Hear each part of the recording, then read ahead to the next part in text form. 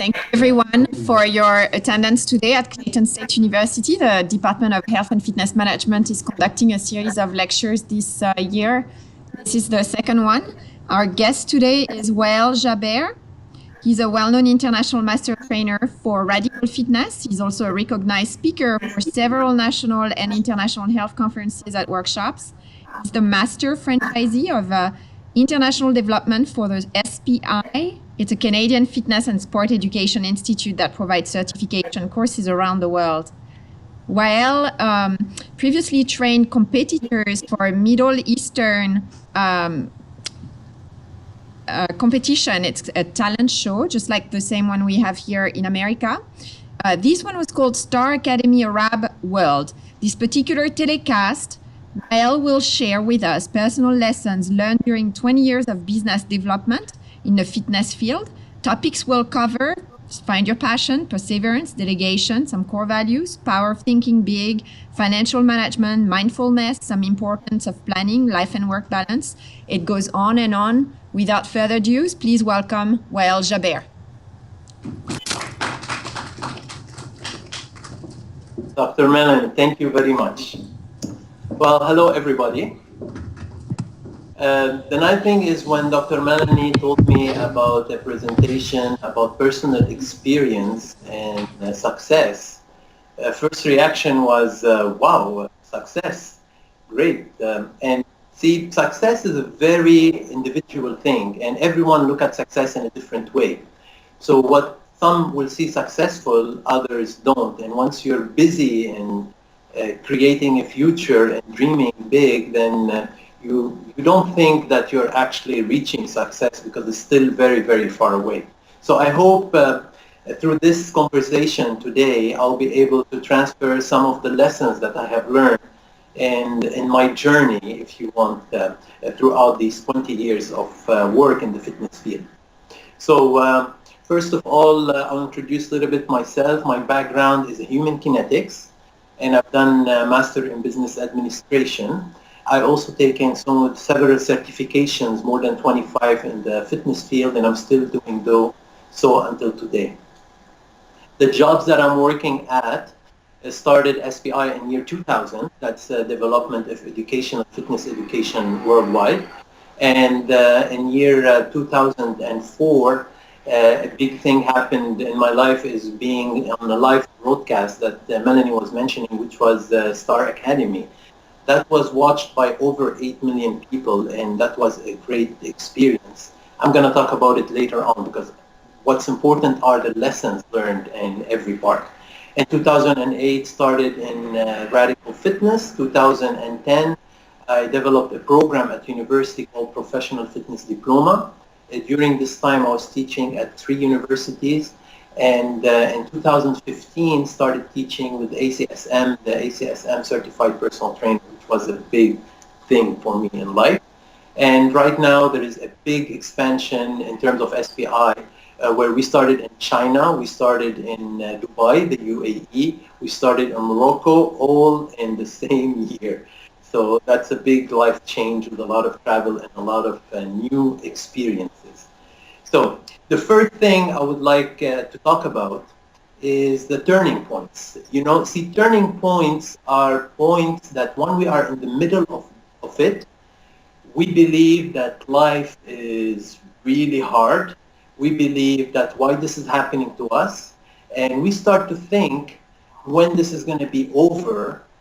But when it's over, if we can learn many lessons out of it, then we start to look back at it as a very positive thing, and we say things happened because what we learned couldn't have happened without the turning points.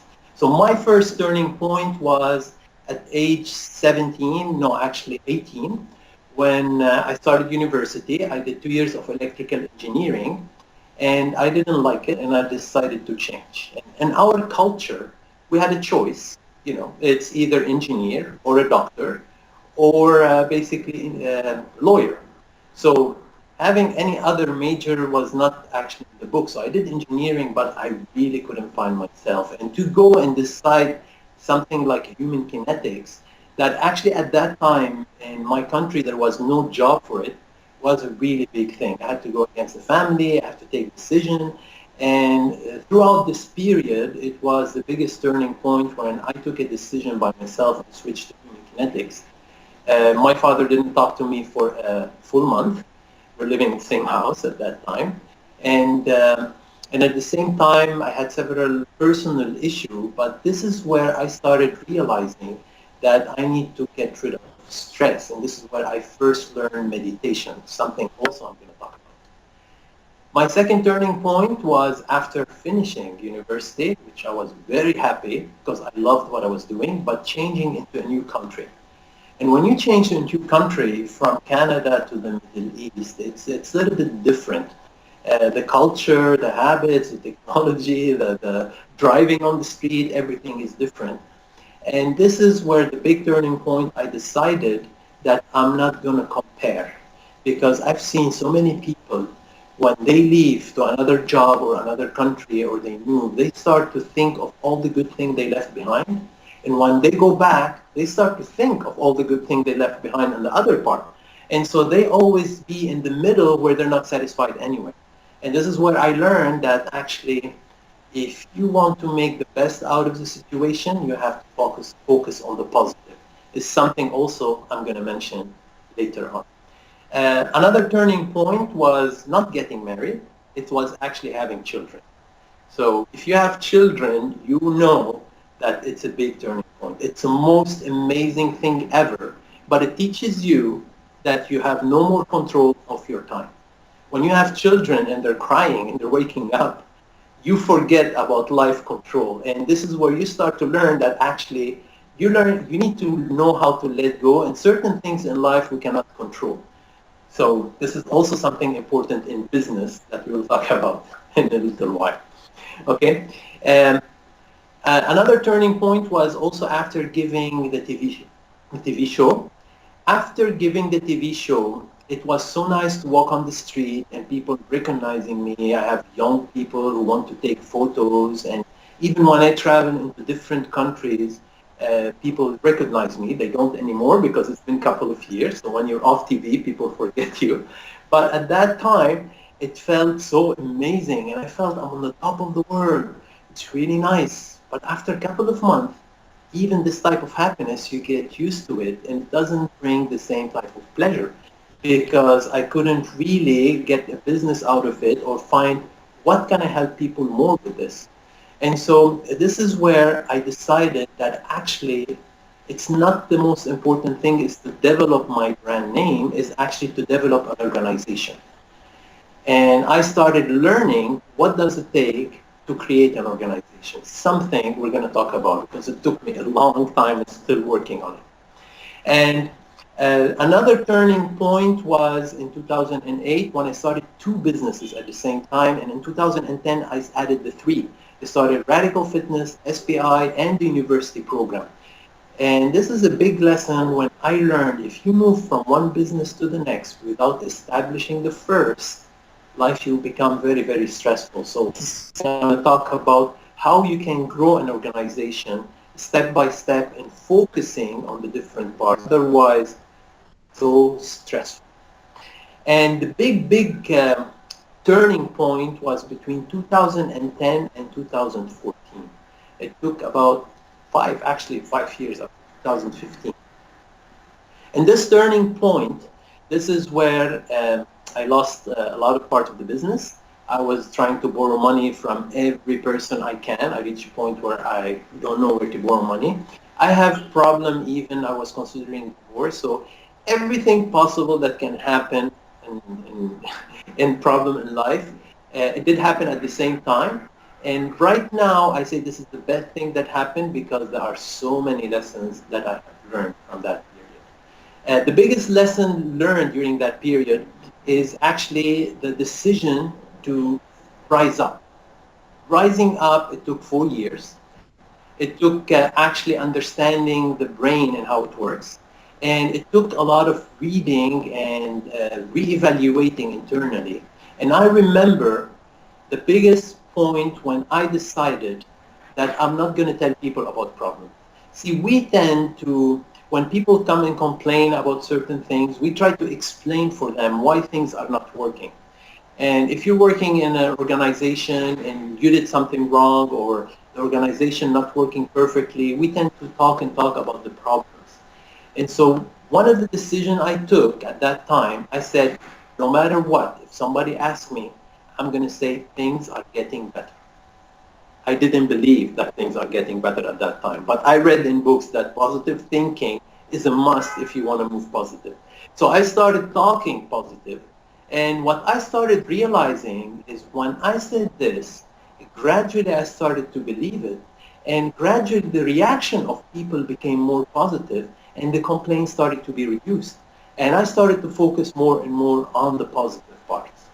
And this is where I realized that positive thinking is not about stating the positive, but actually just stating can help at the beginning, but actually is working on the subconscious part of the mind. See, we might think that we're positive by smiling. We might think we're positive by saying good things, but actually we need to go beyond this to live a positive life.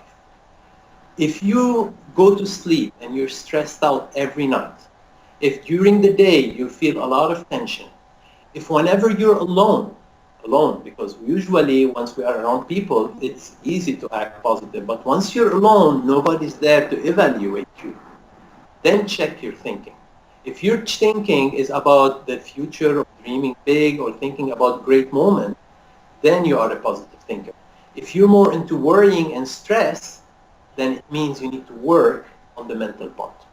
And the beautiful thing is realizing that we can work on the mental part. See, we know that if we want to build a muscle, we cannot build the muscle except by workout. And if you tell anybody in fitness, they'll tell you, yeah, of course, we know this. But when we want to change our behaviors and way of thinking, we always blame the outside world about it and the circumstances around us. And this actually can be trained. And what we call now in science is mindfulness. You can call it so many names, concentrating on one idea. You can call it meditation. You can call it prayer. Whatever you want, you need to find your own technique where you learn how to control your mind. And once you do, you start to change your thoughts. And once you do, you start to change your life. Okay, this is something I'm talking from a state that I went through, and the changes happen internally, not externally. So the biggest lesson, if I want to give anyone as an advice who's graduating from university or starting a career, make sure to find your passion. It's very important to search for something you really, really love. Because if you want to spend your life doing something and you want to do it really well, you better love it a lot. Otherwise, it's going to be hard to reach somewhere and reach big success. Because the road in life is never a straight line up.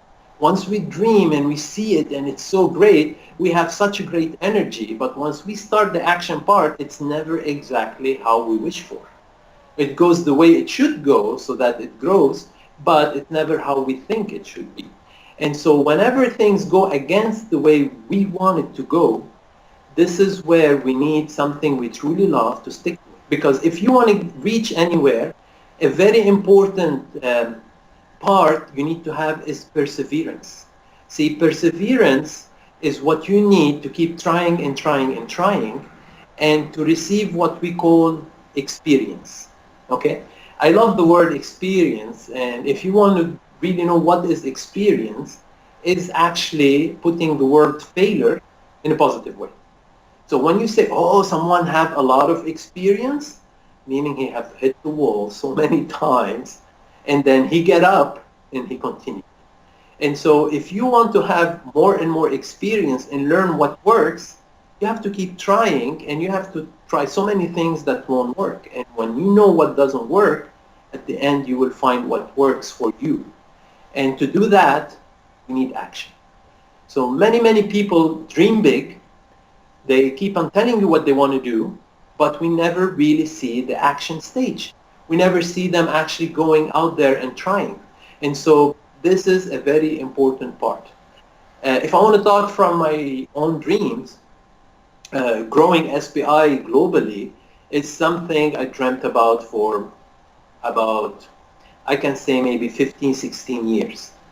Right now we started in Dubai, but actually the first visit to Dubai was in 2002. The second visit was in 2005. And in every part, I learned something, and I just didn't know what was missing. It doesn't mean it needs to take this long for everyone, but all I'm talking about is I kept on learning and trying, and perseverance was a very important part for actually the stage that's occurring right now. So going beyond perseverance, once you want to actually grow bigger, you need a team. And you reach a point when your organization is going to grow, or even if you're a manager working at an organization and you want to grow the team, you need to learn something very important, which was delegation. Personally, this was not easy for me. Once you have something you love so much and you have learned how to do it really well, and someone comes and starts to do it in your place and they don't do it the same way, you might think that, you know what, it's better to redo it yourself. If you continue to do this, actually things will not grow. So this is where you need to understand that just like we do mistakes, or I did mistakes, others need to go through the same process, and we can guide them, but we need to accept that things will not be perfect, but they will become. And this is where we need to learn how to delegate more and more. But a good advice is when you get tired and stress is high, don't delegate responsibilities, delegate tasks. It means don't find someone who actually they're good in what they're doing and just give them whatever you have and tell them, help me. You need to search for people who do the job right and tell them what to do exactly, specific tasks, so you have more time as a manager to do other things and grow. So delegation is very important. And before delegation and building teams, something is very important is core value.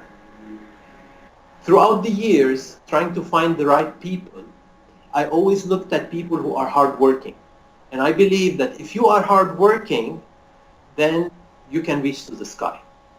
And when I started gathering people from the same team, I started realizing that hardworking is not enough, because if two people are hardworking, but each one have a different core value, sooner or later conflict will arise.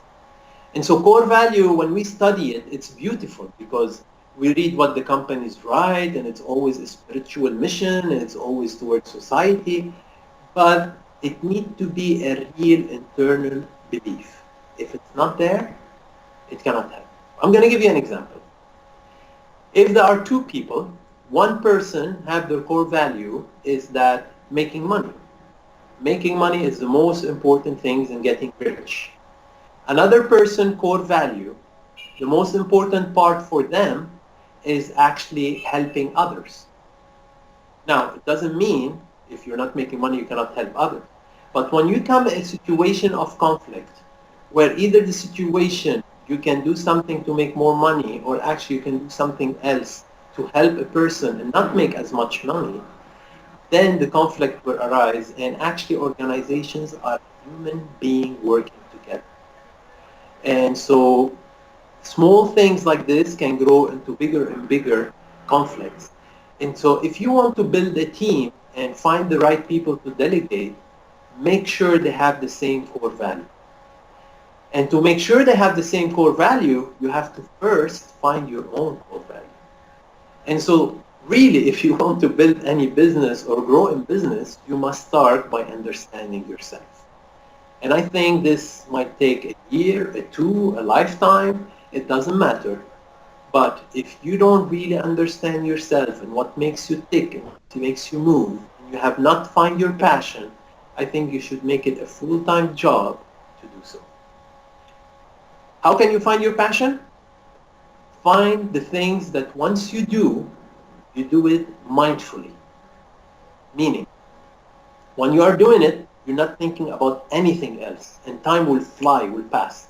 For me, for example, giving fitness classes or dancing, okay, when I'm there, there is no way I can think about anything else. When I'm teaching, it's just like the clock stops and I'm totally there. Nothing else can come into the mind. So this is mindfulness. So search in your life, what are the things that can make you mindful?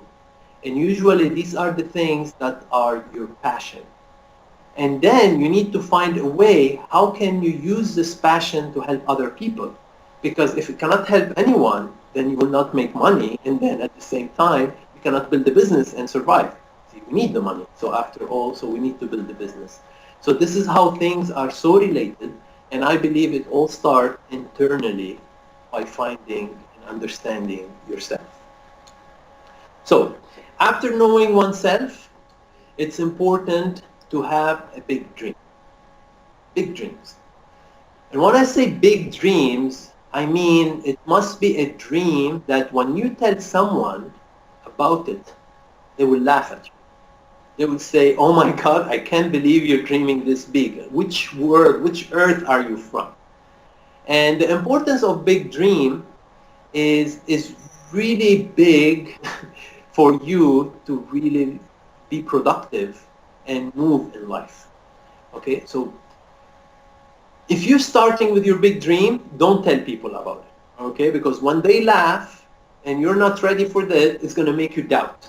So make sure you believe it first really well, and then no matter how they laugh, doesn't matter. You just tell people about it and move on. But why is it important to have big dreams? See, big dreams, it doesn't mean they have to actualize right here, right now. Even if they don't actualize in your life, it doesn't matter. But once you dream big, it gives you a direction in life. It makes you more focused. It makes you know exactly what to do and what not to do. And when options come, you stop being confused, because you know if this is going to take you in the direction of your big dream, you take it. If not, then you don't have to be hesitant, because you know where you're going. And when you have a very big dream, the beautiful thing about problems is they start to shrink. Because if you have something big you want to do, like saving the world, or like, making Earth people more fit and healthy, and just spreading happiness or awareness, something that big, whenever a small problem come at home or during your work, you just try to fix it very fast and don't spend time on it, because for you, your mind is thinking there is something much, much bigger than that. So big dream, I believe they are a necessity, but it's a necessity also when we have big dream is not to cling to them. Meaning, if you think that happiness will only be when you reach your dream, then you have to think again. See, we hear that happiness is a journey, and even if happiness is when we reach the dream is big, this happiness is going to last for a while, and then we're going to need another big dream.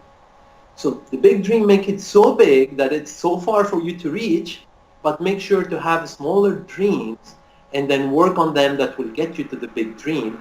And this way you keep on moving and motivating, because one thing for perseverance and to continue and working on what you want to work is to maintain motivation. And to maintain motivation, big dream is important, and surrounding yourself with the right people. See, when people around you start telling you this is not possible and you cannot do that, sooner or later you start to believe it. If you surround yourself with people, they don't need to believe in your dream, but believes in you. And then whenever you're tired, you just give you positive vibes, and they just remind you how strong you are and help you to get up. And so this is very, very important, because life is not really about the thousands of people that we live around them. It's actually about 5 or 10 people that we talk to. It's your friends, it's your family, close family, and people you work with. If you count them, it's about 10 people. So those 10 people, select them really well, because they can make you happy, move up, or they can make you miserable and go back down.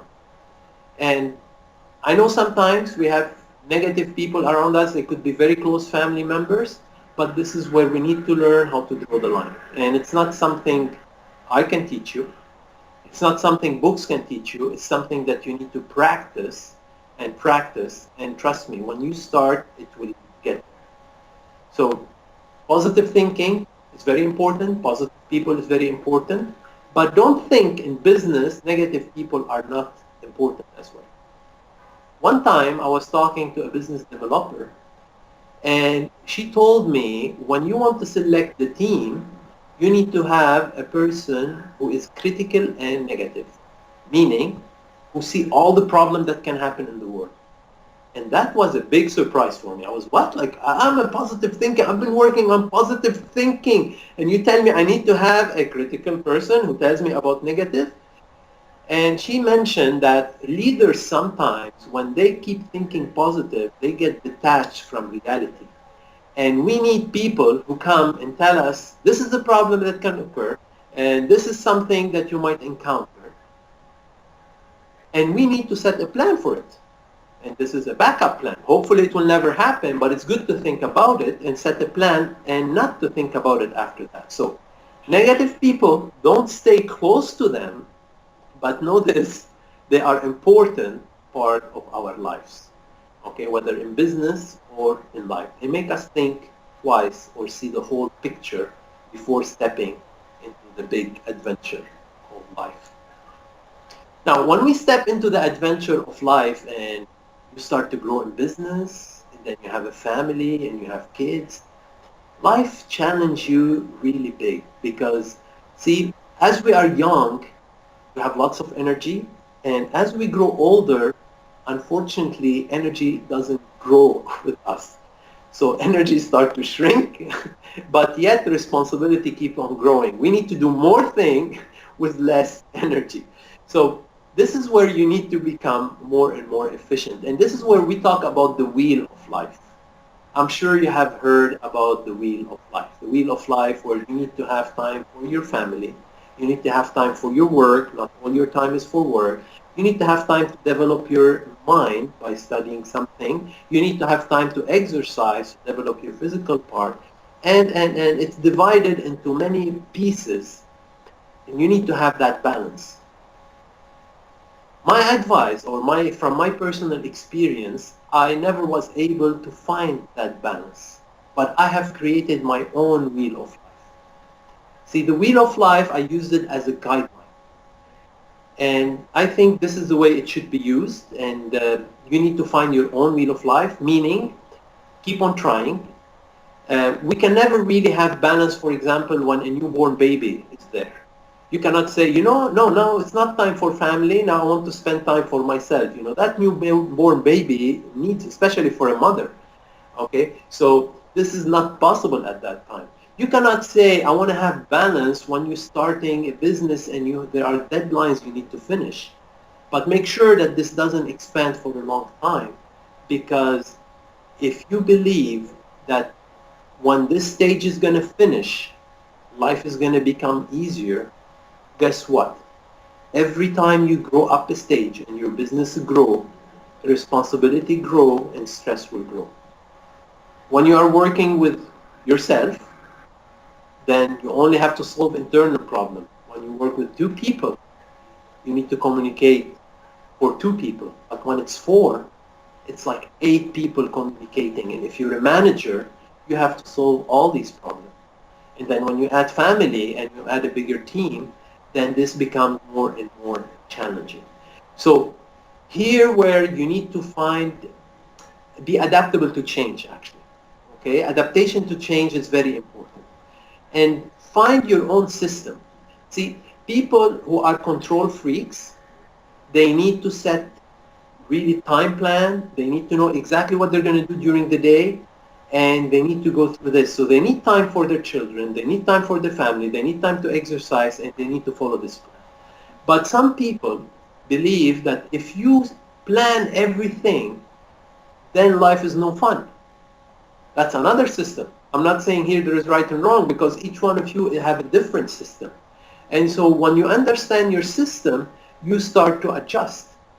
So for example, I might spend a whole day with my family, but another 3 days just working. And then I get tired, I decide I stop everything and now I exercise. Now, of course, this is just in certain period. Other period, I balance it more out. So each person will find their own system. It's trial and error. And know this, every stage, the wheel of life will change. When you're a student, the wheel of life is different when you're a full-time job. When you're studying and working, the wheel of life is different. And when you have family, it's going to change. And if you're an organization owner, it's going to change as well. So keep thinking about it, keep evaluating. It's never there, you got it, and it stays, because you might lose it, but then you can gain it back again. Okay. Financial part of life. Financial management is very, very important. You know, I don't believe that money is the source of happiness, but definitely, when you are internally happy with what you're doing, money can make a big difference, and it can add to that.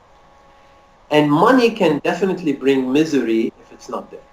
So we cannot say money is a bad thing.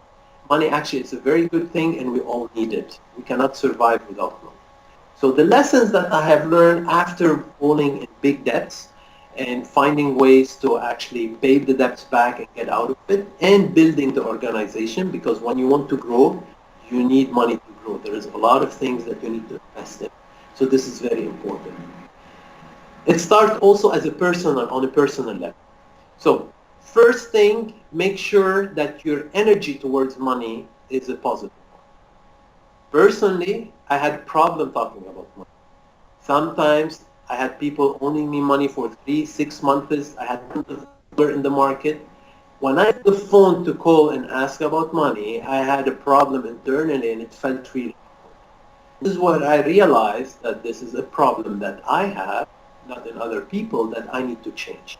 And it worked on it for about 6-7 months, reading books, audio, and all of this. And when my energy changed, I started talking about it more easily. So this is something personal, but each one of us has a part that is difficult towards money. Because sometimes check, did you have money problems at home? If we do as children and we hear our parents arguing about money, we start to have a certain energy towards money. If we keep that energy when we grow up, it's not going to help to make money in the future. So this is one part. Now on the practical part, big thing is not to have much debt. See, the whole system tell us you need whatever you want, you can get. And we've been raised in a way that we can get it right now. If I want the car, I get it now and I pay for it later. This system is great for the banks, is great for the rich people. Why? Because when they lend the money, they get it back double. So if you spend your life everything buying it in debts, because in the future things are going to be better, guess what? You're going to be paying for everything the double. And when I read about rich people and how they make money, a lot of people, the number one rule is delay gratification. It's been said in so many books, delay gratification. And this is easier said than done. Okay, and this is where I had to start to apply things on myself. And to my amazement, in 3 years, I was able to pay all the debts. But the better part is I was able to put money to the side.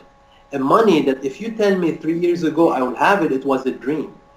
And the beautiful thing is when you have that money is the safety that it gives and the positivity to dream bigger. Because now if I want to dream of something, I want to establish it, I feel I can pay for it. So having money to the side is very important. If every penny you get, you just buy for immediate happiness or gratification or something you want, the energy when you need that money and you don't have it is going to create an energy of lack. And having more and more energy of lack is going to be hard for us to move toward the big dream and move forward. So personally, this was a big change, and I made sure to keep it. And it's actually helped me to switch the business around in the last 2 years in a way I never dreamed was possible. So not easy, but it's feasible. And one thing I like to look about money, because I like to look at things in like spiritual and business way, is if I want to earn money, I want to earn money by helping other people. And this is where I started to look at money in a positive way, and I like this lesson a lot. And I try to apply it as much as possible. So every time I think, how can I make more money? I think, how can I help more people? For example, in the education system, what we're doing is giving certification for trainers, and then we help them to find more jobs. Clubs will talk, asking for trainers, and we try to recommend trainers who are certified.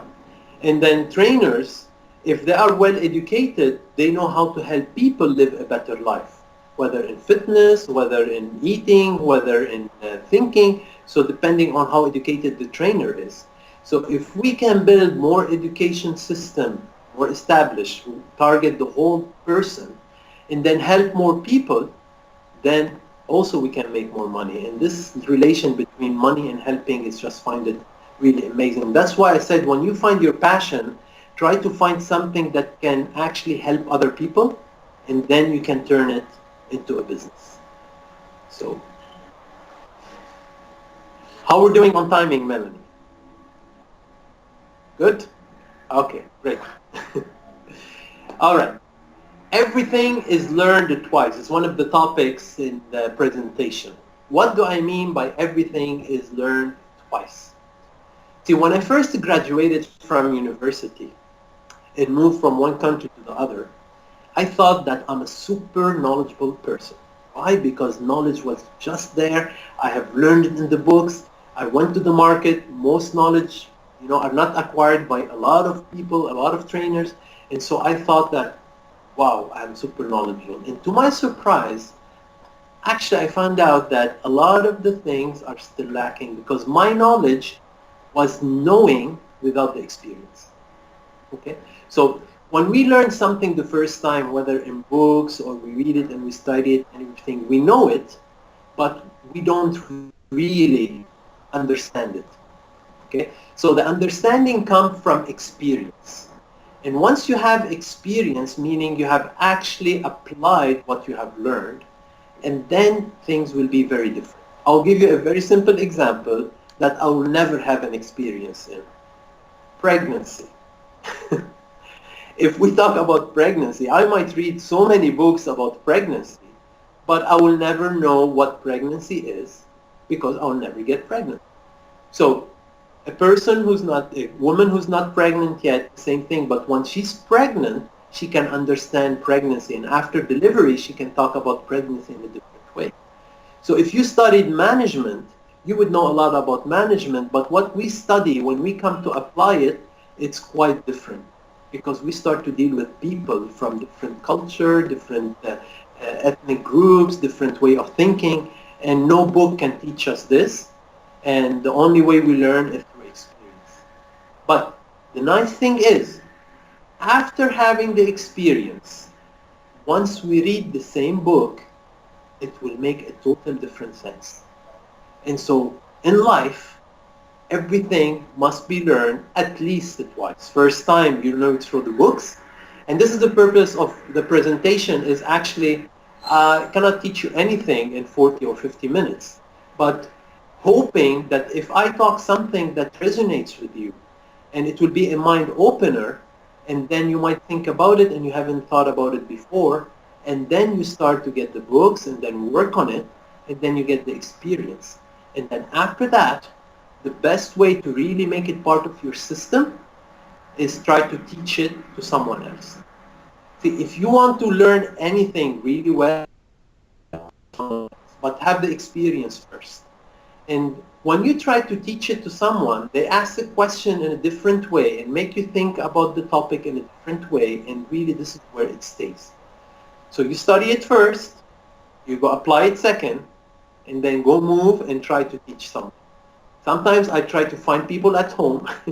I tell them, and I learn something, I'm so excited, and I start talking, for example, to my wife, and she's half asleep, and you go, and she just sleep, but I keep talking, because I want to teach it to someone, because I know if I do, it's going to stay. And then definitely the next day we talk it again, I repeat it again. But teaching to others is actually the best way to learn ourselves. And once you have the big dream, and once you have your basically life-work plan and balance, I advise is a very good idea to actually write things on paper, planning. In business, we talk about planning. But once we come to apply planning, it is not as easy as we think. Okay, because we need to think, and we know it's better not to think alone once we are planning. So why planning is good? If you are an individual, once you plan, the speed of performing your plan becomes faster. Once you put it on paper, somehow the connection between seeing it on paper and the action applying it become much bigger. And if you are working with a team, you be surprised what you have in your mind doesn't transfer to other people. So when you put it on paper, it's amazing how everybody can start to see where they're going. And they start to direct the energy toward one target. And so this will help things to be achieved. So plan the year, but divide it into parts.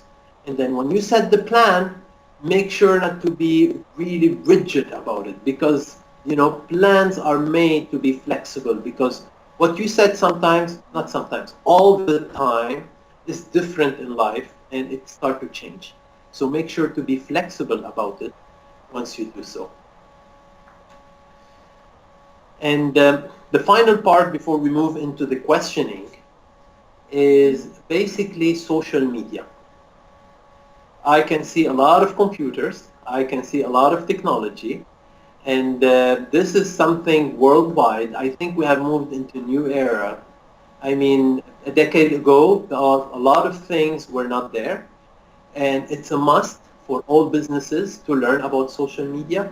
I think it's an amazing tool because it can connect us to the whole world from the place we are. We've never been so connected like we are today. So social media is really, really important. But I have seen a lot of people consider social media, their own Facebook or whatever social media they're using, Instagram, as their personal part, personal media, and it means they can post anything they want. My advice is consider social media as your CV. Anybody want to know anything, whenever you apply for a job, the first thing they do before reading the CV is actually going to the social media and checking what you do in life. So make sure whatever you post now it fits with your plan in 5 years, 6 years, and 10 years. Because social media are not a personal thing. It's actually something shared with the whole world. And whatever you want the world to see, just place it in social media. Okay? So look at social media beyond just something for fun and way of communication. Look at it actually as a way for business as well, because this is how people are going to find you. This is how people are going to decide if you have the same core value as they do and decide if they want to work with you or not. If you don't like social media, grow your business and delegate it. Find someone who really works at it, because if you like it a lot, it's also a problem. It is very addictive, and it might take a lot of our time just checking and checking, and then it will take away from the work that we need to do for the big dream and for growth. So everything in life should be in balance, and it applies for so many things. That's what I believe. I think I'm ready to take some questions. Thank you, Wael.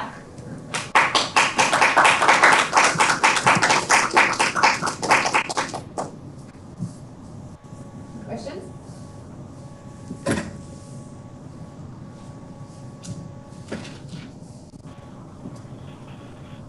We have a life coach masters here, so you can go ahead and ask anything you like.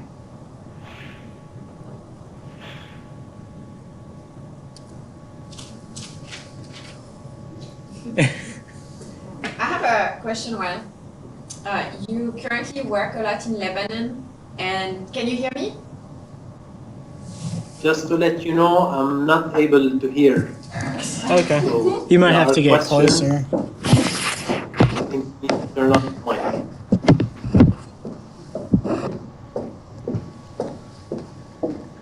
Can you hear me now? Yes, I can. Okay, so you work in Lebanon, where it's a country with a very diverse religious pool of citizens. And That's right, 17 religion. right. So in America, when you're asked to work in a business place, you have to be mindful of diversity. Yes. First of all, perhaps you can talk about what it means to work in Lebanon with so many diverse citizens and how you're striving in your business to make sure everyone is included. Yes. Working in a country having diversity of religion, actually not only the religion, actually every area have a different way of thinking and every religion have a different way of thinking. So it's important to, when you build the team, to have this type of diversity, because each individual in the team is going to help you to understand the thinking of the other group.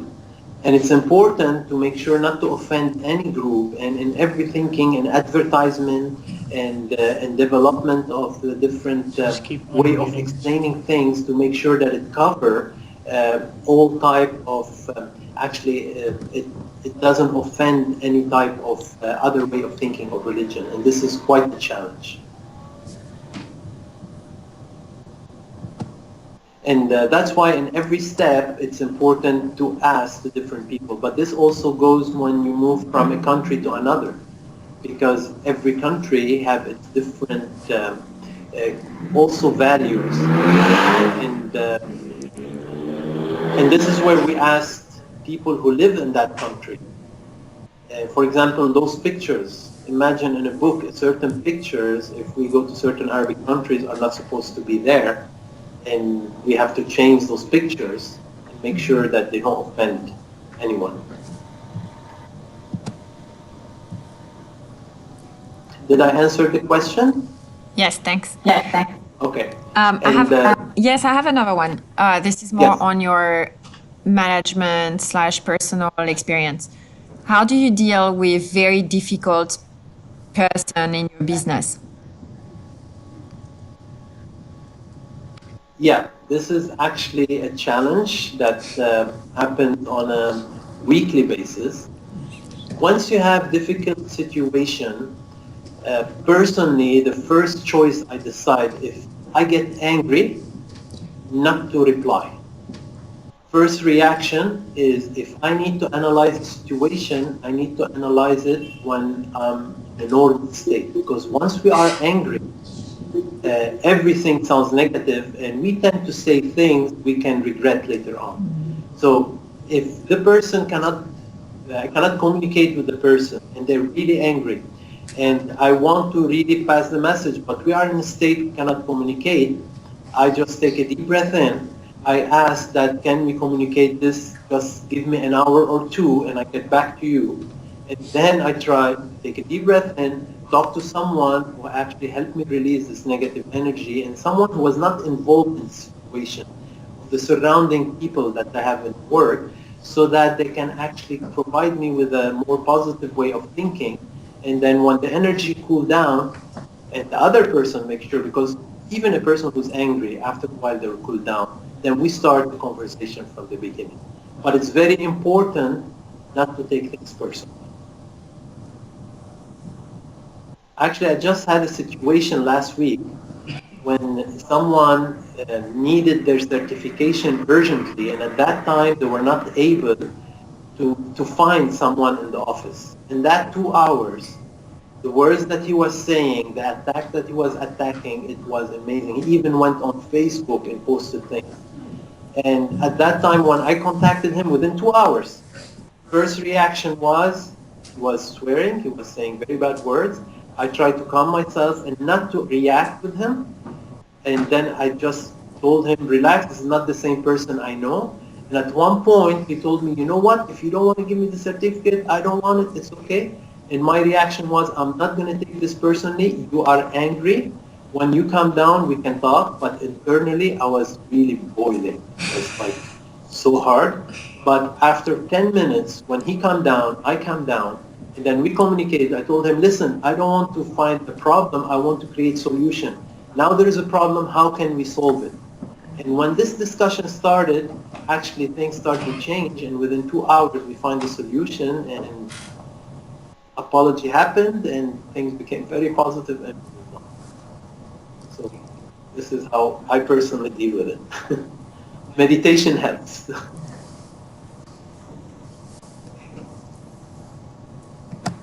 Do you have any podcast you listen to for meditating? Do I have? Can you repeat the question? When you were starting to learn about meditation, and not in the religious way, in more of the mindfulness way, Yeah. were you guided by any readings or any podcast online? Yes, yes. See, there are so many ways, and I believe each person needs to find their own way. So the only way is really try too many systems. And when you find a system that helps you relax, for me, I find audio suggestion. Relaxation music can help, but the audio, because sometimes I cannot control my mind. It jumps from one idea to another. So when an audio with positive talk and thinking start telling me what to think about, it helps me a lot. And with the background music, this is my system. When I'm stressed, when I'm not stressed, actually just even without audio, I can really, really relax because my mind is relaxed and I can make it even more and more relaxed. But the advice is for mindfulness, you need to give it time. Usually we search for mindfulness and meditation when we are very stressed. But see, once we are very stressed and the hormones, adrenaline is just flowing in the body, the mind is going crazy. We ask them to relax right at this moment and they're not ready. It needs training. I always give the example. It's like someone goes to the gym, lift a dumbbell and do a biceps curl and look in the mirror and waiting for that muscle to grow. It's very funny, but actually it's the same way. We don't expect muscle just to grow with one set and one training, but we expect when we close our eyes and try to relax, that it will happen within seconds. Actually, the first time we do this, we become more anxious because when we move internally, we'll start to think of all these things that create stress. When we are external, we try to be busy. We get busy with social media, with the people around us, so we don't think. But when we close our eyes and move internally, every single problem at the beginning is going to show up. And so if we think we're going to relax immediately, it's not going to work. We need to practice. A good way to start is deep breathing, because simply taking a deep breath in helps the body physiologically to relax. And then after that, start with short time. So stress is not too long. And then we start to extend it. And gradually the mind start to learn how to come down and start to focus on one idea that is not stressful. Audio help, breathing help, exercise definitely help. And I think a combination of those is important. But once you don't have time, start with 5 minutes in the morning, 5 minutes in the evening, and make it a ritual, meaning no matter what, you're going to close your eyes and breathe in and see what's going to happen after 10 days, 20 days, 30 days. Even no changes, keep going. And changes is going to happen very gradually. And it's amazing. It's amazing. This is something, I put it as a priority. When I wake up, I must do this. And it's been 3 years that I'm doing this. And actually, I can count the days that I miss. Maybe 1 day per month I miss meditation. We have one last question. Yes. What is your best memory of your business life? The best memory of my business life, when one of the biggest memories is actually, I have many memories, but one recent one is when we started giving ACSM and we found the solution to be able to give ACSM in the area. That was a really big turning point. It gave me a lot of confidence and it changed a lot in my life. And this is something I always talk about. It was great talking to you, Wael. Thanks a lot for your time. And again, this was a broadcast from Clayton State University, and this will be transformed into a podcast. So you'll be able to have a view of it in Lebanon and also around the United States and the world. Thank you so much, Wael.